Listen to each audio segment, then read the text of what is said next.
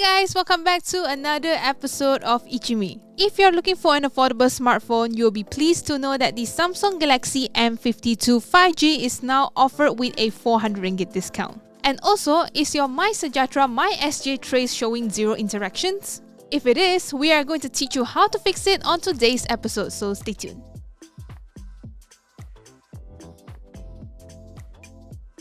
A few weeks ago, MySejahtera has introduced a new feature called MySJ Trace, which uses Bluetooth for contact tracing. If an individual is tested positive for COVID-19, this feature will help to identify individuals who have come into close proximity. Close contacts will be notified to monitor themselves and conduct self-testing. But recently, it appears that some devices are showing zero interactions on their MySejahtera MySJ Trace. Firstly, make sure that you have installed the latest version of the MySejahtera app. You can check manually via the Google Play Store, Apple's App Store, and also Huawei's App Gallery. If you have not activated MySJ Trace, you can tap on it on the MySJ Trace check-in page and follow the steps provided. When it comes to the permission tab, click on Allow and your phone should show a prompt asking you to allow MySejahtera to use Bluetooth for nearby devices permission. It appears that some Android phones are unable to pop up the permissions page from the MySejahtera app.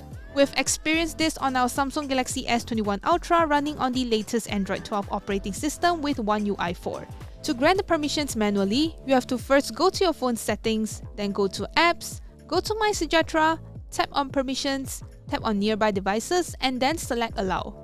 If you return back to the MySejahtera app, your Bluetooth status should be showing on. If it works, you should see the interaction count increase when you are within close proximity with other MySejahtera Trace users. However, if it doesn't work, this could be an issue with your phone's power optimization feature. To disable power optimization for MySejahtera, head over to your phone settings, go to Apps, go to MySejahtera, tap on Battery, then select Unrestricted.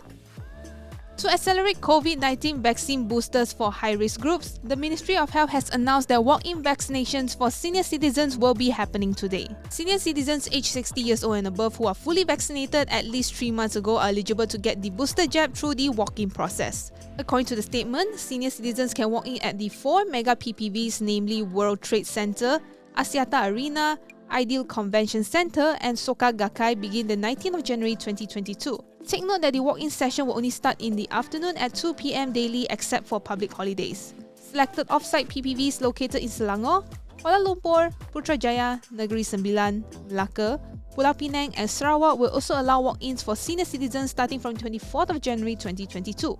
The full list of participating off-site PPVs for senior citizens will be announced by Protection Health Corporation.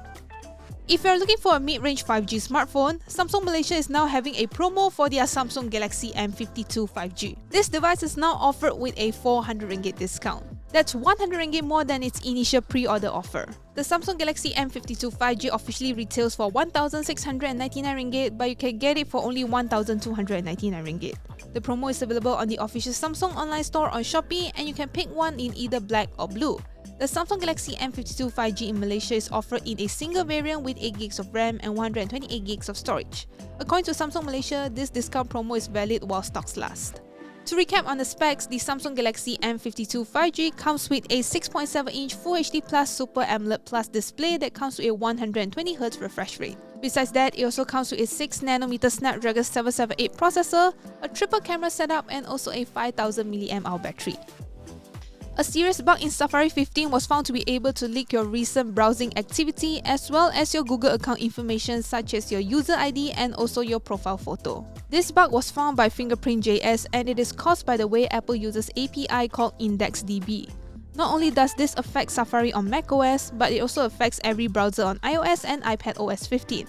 To make it brief, Apple implemented IndexedDB in such a way where websites can see the name of other websites and other details when it shouldn't be able to do that. When you use sites that use your Google account like YouTube, it makes it so that others' tabs and windows can see your unique Google user ID.